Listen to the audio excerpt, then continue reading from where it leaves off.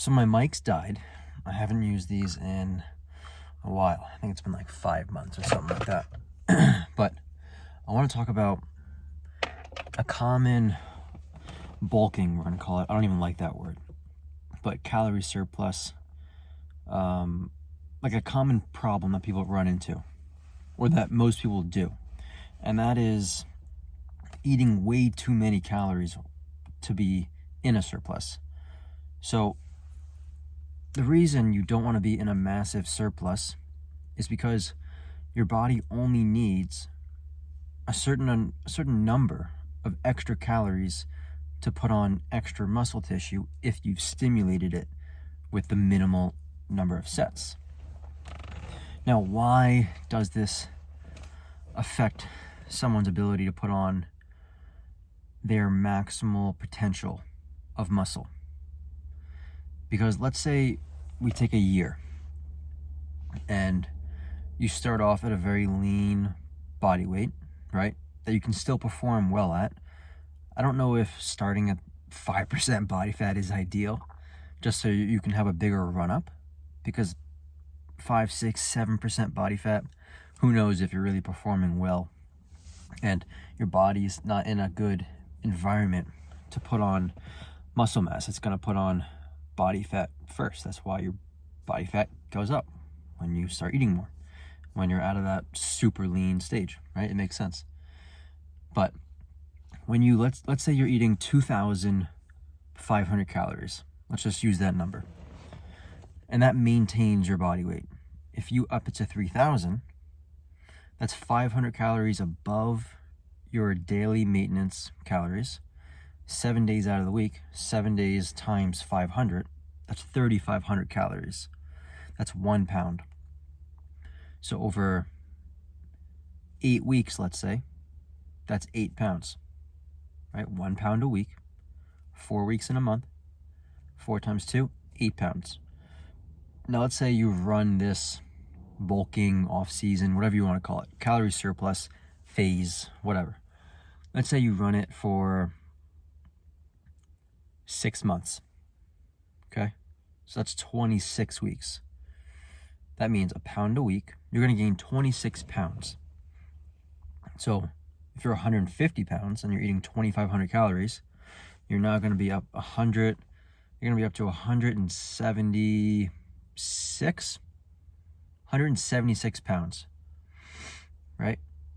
So if you go any more than 500 calories, you're going to be gaining more body fat than you are muscle mass. Because if you're eating way more than you need, your physique is going to show by you're going to be getting fatter. Like, it's very simple. If you're gaining weight and you're getting fatter, you're clearly not putting on mostly muscle. Like, it's logic, right? But I and many others, I think, fail to see that, especially when I was younger. I just thought, let me focus on individual workouts. And I ran out of space, basically. I ran out of runway. It comes down to running out of runway. You don't have as many workouts as you're in this surplus phase. You want to extend the surplus as much as you can. So if you only need a couple sets, let's say, right, for back, different angles, pull down, maybe you do some type of, not pronated, but not neutral, some type of semi in the middle, something like that. When you pull, you get more lats, lower trap, you get some upper back, yeah. And then you finish off with an upper back row and then a rear delt. 4 sets for back. If you do one all-out set for each one, maybe that's all you need to stimulate the muscle mass of your entire back, right? And so if you were to do 8 sets, you did 2 sets of each, then you're going to have to do, when you do that once a week, maybe it's better to do 2 separate workouts of 4 sets, right? You get double the stimulus with eating just enough to put on muscle mass, just enough to bump up your weight. Maybe you can even eat 250 calories above your maintenance.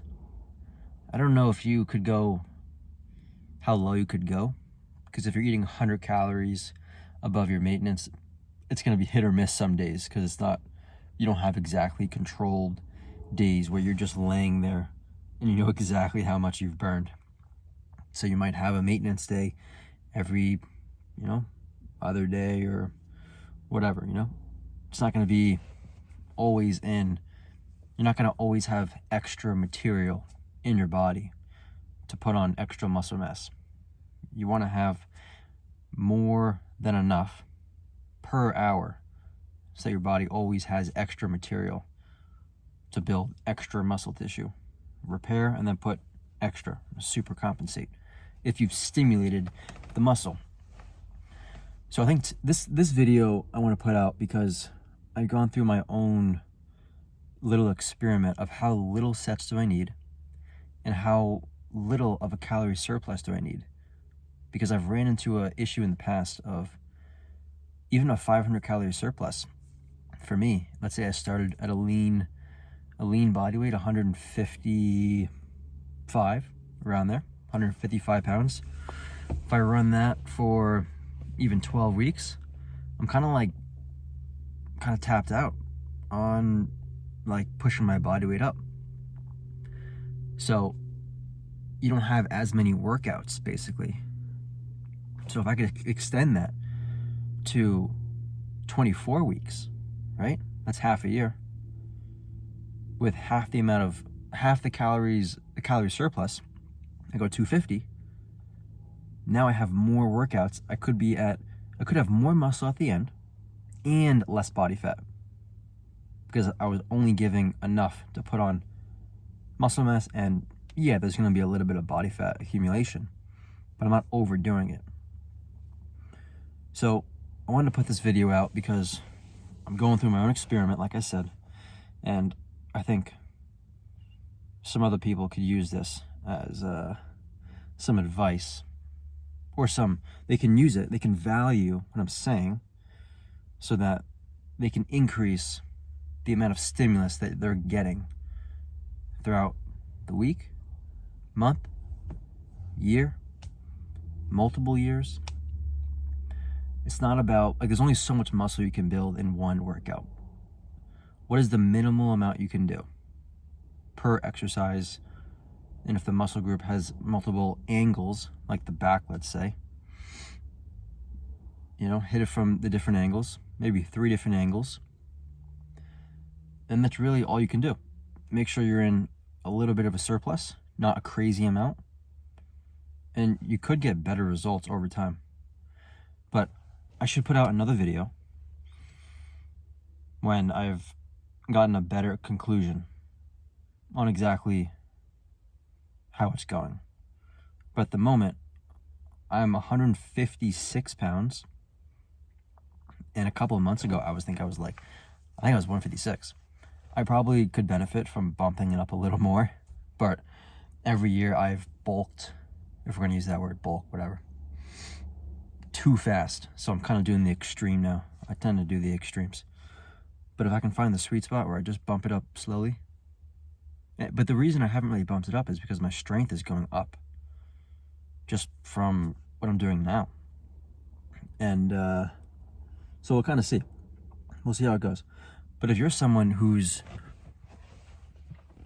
getting fat when you're pushing up your surplus, clearly it's not muscle mass. It makes sense right then and there. You're getting fatter. You're not putting on muscle mass. So you're either not training hard enough to stimulate the muscle mass, or you're eating way too much in a surplus. And I think it depends how much you weigh, obviously. But if you're a 100-pound female, a 500 calorie surplus, you're going to get fat pretty fast. But if you're 200-pound or 250-pound bodybuilder who's lean, right? That might not really do much. So you're going to have to figure out how many calories you can be in a surplus, where your performance in the gym is going up, right? Your weights are going up. You could even micro load it. That's something else I'm experimenting with. Even if you're up only 2.5 pounds per session, as you increase your body weight. I mean, that's 2.5 pounds more than you did last time. That adds up over the workouts, over weeks and months and years. Don't rush it. If you increase your speed of your rep, you didn't really progressive overload, even if you did an extra rep or two, or you added more weight with the same amount of reps that you did last time. It wasn't the same amount of tension. You're supposed to standardize your form. Everything is controlled. There are no variables. You just add a little bit more weight, or you can add an extra rep. Adding an extra rep is going to be a little bit more difficult unless you're in a higher rep range. But if you're going from 5 reps to 6 reps, that's a 20% increase. But if you're bench pressing 100 pounds, let's say, then you can, a 20% increase is 20 pounds. But you could put on 2.5 each side. So it's a lot less of a progression, more doable, more realistic.